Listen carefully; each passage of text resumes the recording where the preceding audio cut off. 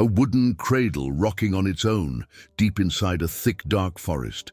It had no reason to be there, no reason to exist, and absolutely no reason to be swaying back and forth at that perfect, steady rhythm, while the wail of a baby echoed down the shadowed hillside, with not a single child in sight for miles around. But I saw it, I heard it, and in the 40 minutes that followed, I uncovered a truth that no one wanted to accept. A buried injustice, 60 years old, still bleeding into that mountain range. Since that night in March of 2024, I've carried a weight I cannot share with anyone, because 47 souls on that hillside chose me as their witness. And now, every single night, at exactly 3:33 in the morning, I wake up to a faint whisper against my ear. "Thank you, Uncle." I know I will never again sleep through the night, because some truths are unbearable, but the dead never forget, and they choose who will carry their story forward. Let me go back to the beginning, because you need to know everything. Before you go any further, if this story is already getting under your skin, hit that like button right now. It costs you nothing, and it means the world to me. And if you haven't subscribed to this channel yet, do it now. What comes next will make your blood run cold. All right, let's continue. My name is Francisco Cardoso. I'm 51 years old. I've been a truck driver for 27 years, running mainly the BR-040 highway between Belo Horizonte and Rio de Janeiro. I know every curve, every steep climb, every downhill stretch of that mountain road, the way I know the lines of my own palm. And in nearly 3 decades behind the wheel, I had never, not once, stopped at that specific section between kilometer 128 and 130. It's a brutal stretch, too steep, no proper shoulder, and at night, the darkness there swallows even the most powerful headlights whole. Nothing good ever comes from stopping between those two markers. But on that Monday, March 8th, 2024, at around 1:40 in the morning, I had no choice. The truck began pulling hard to the left. An unusual vibration crept through the steering wheel. My rear left tire had blown. I slowed down, scanning for any safe place to stop, and found a small packed dirt platform at kilometer 129, an old abandoned construction area, just wide enough to pull the rig off the road without blocking traffic. I hit the hazard lights, grabbed my flashlight, safety triangle and tire iron, and stepped out into the cold mountain fog that was rising from the hillside. That kind of mist has weight to it. It clings to your skin, wraps around you like something alive. The silence was absolute, the kind of silence that only exists on isolated mountain roads at 3 in the morning. No cars, no wind, no insects, nothing but the faint tick of cooling metal under the hood and the sound of my own breathing. That total, pressing silence is exactly what made the sound so shattering when it began. A baby crying. Faint, distant, coming from the hillside to my right, where the dense Atlantic forest dropped away steeply down the mountain. My first thought was, has to be an animal. Opossums, some creature making a similar sound. But the longer I listened, the more human it became. That sharp, high-pitched cry unique to a newborn. My chest tightened. My mind went straight to the worst possible scenario. Someone had abandoned a baby out there in the woods. I dropped the tire iron, grabbed my flashlight, and walked to the edge of the dirt platform, sweeping the beam across the hillside below. That's when I saw it. About 15 meters down the slope, tangled between the trees and undergrowth, was a cradle. An old wooden cradle, the kind you'd find in your grandmother's house, with vertical slats and peeling white paint, and it was rocking, swaying gently but steadily, back and forth on its own, without anyone near it. The crying seemed to be coming from there, or at least, that's where the sound appeared to originate. I stood frozen, watching, trying to make sense of what I was seeing. The cradle kept swaying in that hypnotic rhythm. The crying continued, and I made a decision I couldn't explain rationally. I had to go down there, I had to check if there was actually a baby inside. I couldn't just drive away. I descended the slope using roots and tree trunks to keep from slipping, the soil wet and the leaves slick under my boots, every step a risk. When I finally reached the cradle and shone my light directly into it, I found it completely empty. No mattress, no blanket, no child, just old, rotting wood. And yet it was still rocking, with no wind, no hand, no explanation. The crying had moved. It was no longer coming from the cradle. It was coming from deeper in the forest, further down the slope. A chill ran straight through my spine. I turned to climb back up to the truck, and that's when I saw the others. Number 1, the field of cradles, 10 meters. To my left, between 2 large trees, another cradle, rocking, empty, and beyond that another and another. As I slowly turned my flashlight across the hillside, I began to count 5, 6, 7, all old, all rotten, all swaying in perfect eerie synchronization. The crying had multiplied into a chorus of infant voices rising from somewhere higher up the slope where the terrain flattened out. My every instinct told me to run, to scramble back up to the truck and disappear down that highway. But something deeper, something I still cannot name, pulled me forward, the feeling that I had been brought to this specific place for a reason. So I kept climbing. The forest thinned as I moved up the hillside, the trees spacing out, and I eventually broke into a clearing, a flat area that had clearly been sculpted by human hands decades ago. In the center of it, half buried under overgrowth, lay a large wooden sign, roughly 1 meter by 2. I brushed off the dirt and moss with my hand and read the faded letters, Orphanage of Santa Rita, serving needy children since 1952. Below that, in smaller letters, closed, 1967, an orphanage, in the middle of a mountain, abandoned for nearly 60 years. I looked past the sign and saw another 50 meters up the slope, the ruins of a 2-story concrete building, half the roof collapsed, windows hollow, vegetation consuming the walls from every direction. The crying was coming from inside. Number 2, the ruin. My flashlight trembled in my grip. Every rational fiber of my brain told me to turn back. But those cries had something desperate in them, something lost, that carried me forward across that clearing, past the fallen sign, up to the entrance of the building, where a rusted metal door hung from a single hinge. I pushed through it and stepped inside. The interior was complete devastation.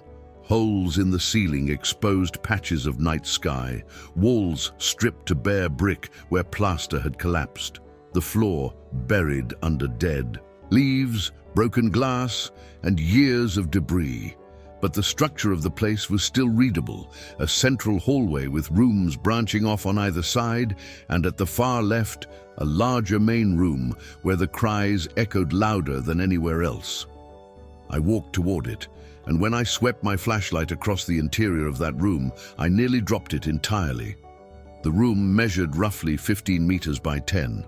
High ceiling with exposed beams overhead and arranged in 3 perfect columns across the floor. Dozens of wooden cradles, all identical, all old and rotting, and every single one of them was rocking in unison, back and forth, filling the room with the rhythmic groan of aged wood against stone. The crying was overwhelming. A layered chorus of infant voices that filled every corner, every shadow, every centimeter of that space. But there was not a single child visible anywhere in the room. I counted quickly. 47 cradles. Number 3, the register. At the center of the room, a wooden table had fallen onto its side. Resting on top of it was a large open book, the kind used for official records. I approached it, hands shaking, and directed my light onto the yellowed, water-stained pages. It was a register of children, a handwritten list in old formal script, columns for name, date of birth, date of entry, and observations. I turned to the final page with entries dated June 1967. 47 names. Children ranging from newborns to 5 years of age. And beneath the list, written in a different red ink with a rushed, unsteady hand, transfer to the municipal orphanage of Juiz de Fora, cancelled. Order of the diocese, permanent isolation pending further instructions, June 28, 1967. Below that, scratched in trembling pencil, forgive me, God forgive me, I had no choice. They ordered the closure and prohibited any transfer. The children will remain here until the sentence cut off. Whoever wrote it could not bring themselves to finish. The implications settled in my chest like a stone. When they closed the orphanage in 1967, they did not transfer the children. They left them there, in that isolated building in the middle of the mountain range. 47 small children, some of them barely born, abandoned deliberately. And no one came. No investigation, no record, no accountability. Those 47 souls never left. They stayed there, crying for 60 years. Number 4, the encounter. Then everything stopped. All 47 cradles ceased rocking at the exact same moment, a perfect synchronized halt, and the crying cut off completely. A silence descended over the room that was far worse than any sound. Heavy, charged, present. The temperature dropped several degrees in seconds. My breath became visible fog in front of my face. Then I felt it, a small, light touch on my left leg, like tiny fingers gripping the fabric of my pants, then another on my right leg, then against my back. Multiple gentle touches, childlike, not aggressive, but insistent. And then the whispers began, thin, small voices. Uncle, it's cold. Help, Uncle. They left. Where is everybody? My flashlight began to flicker, battery failing or something interfering with the beam. In the strobing darkness, I caught glimpses between the cradles. Small silhouettes, the height of children 2 or 3 years old, standing in rows between the rocking cradles. Dark shapes, blurred at the edges, without defined features. Just outlines. There were dozens of them, 40, 50 more, all still, all facing me. They were not threatening. They were lost, confused, frightened. My heart broke and then exploded in panic at the same time. I ran, shouting apologies I couldn't explain. I sprinted down the hallway, crashed through the metal door, and half slid, half fell down the hillside, grabbing at trees to keep from tumbling. I reached the truck, gasping for air, locked the doors, and sat there with both hands shaking so badly I could barely get the key into the ignition. I started the engine and glanced at the side mirror before I floored it. And they were there, coming down the hillside, slowly. Dozens of small figures walking without rushing, without running. A procession of tiny silhouettes descending toward the road. The crying returned, all 47 voices filling the night. When the first of them reached the truck, they began to knock softly against the glass.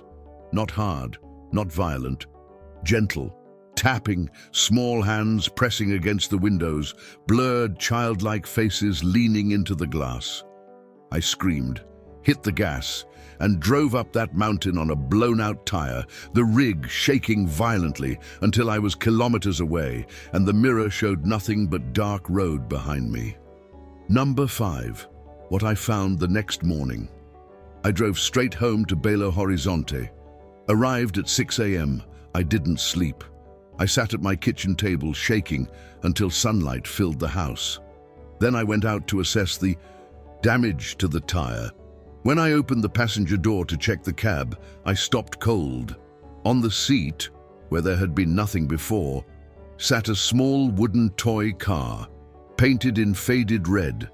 Handmade clearly from the 1950s, with crooked little wooden wheels worn smooth by years of use.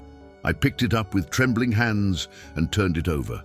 Carved into the underside with a blade, a single name, Miguel. Taped to the windshield with yellowed, brittle adhesive tape was a photograph. Not a Polaroid, An old photographic print on thick paper with white borders, the kind you'd see from the 1960s.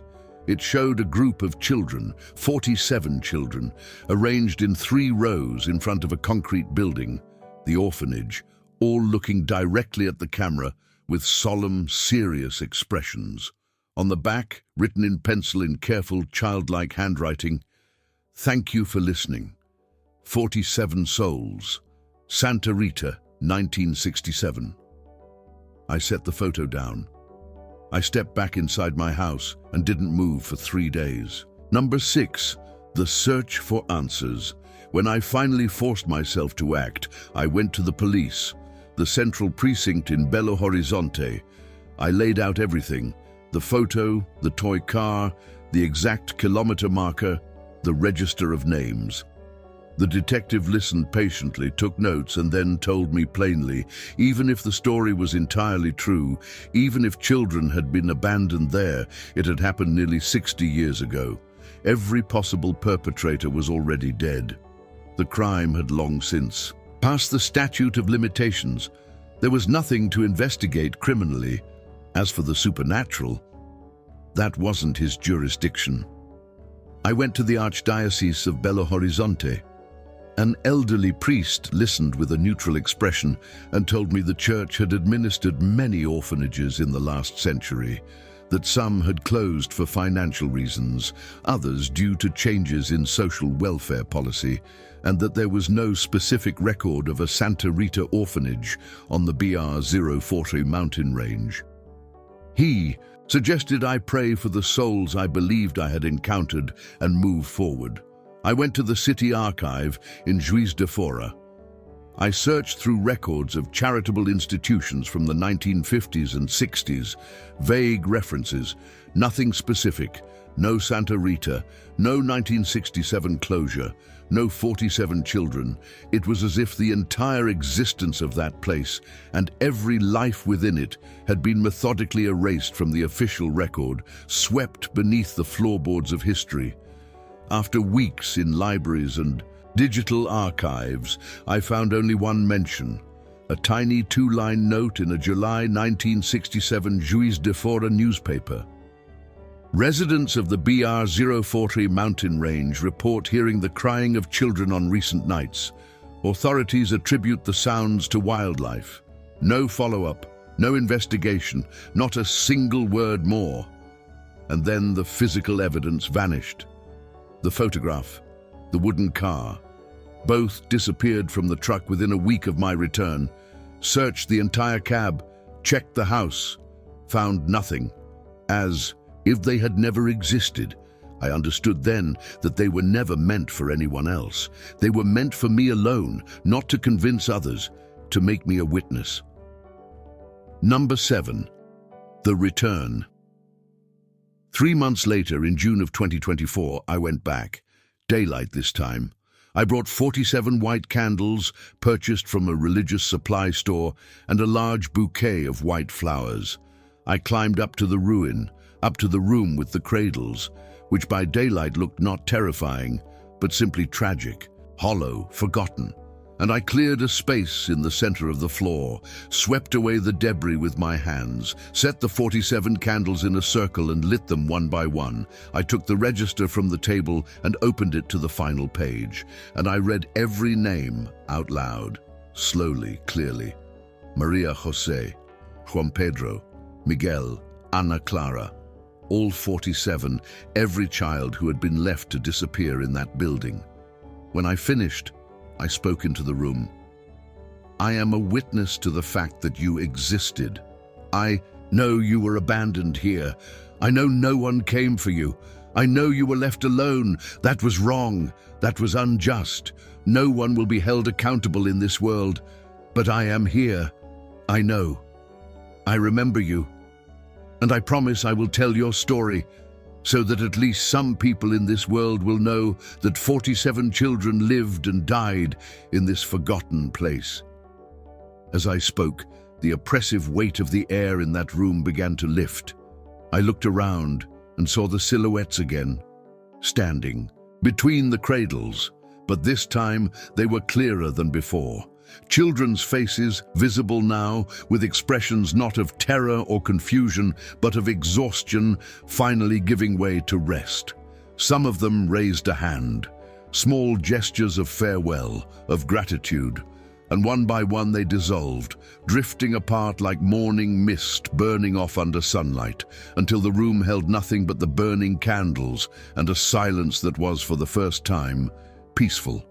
I descended the mountain and swore I would never return, and I haven't, but they haven't entirely let me go.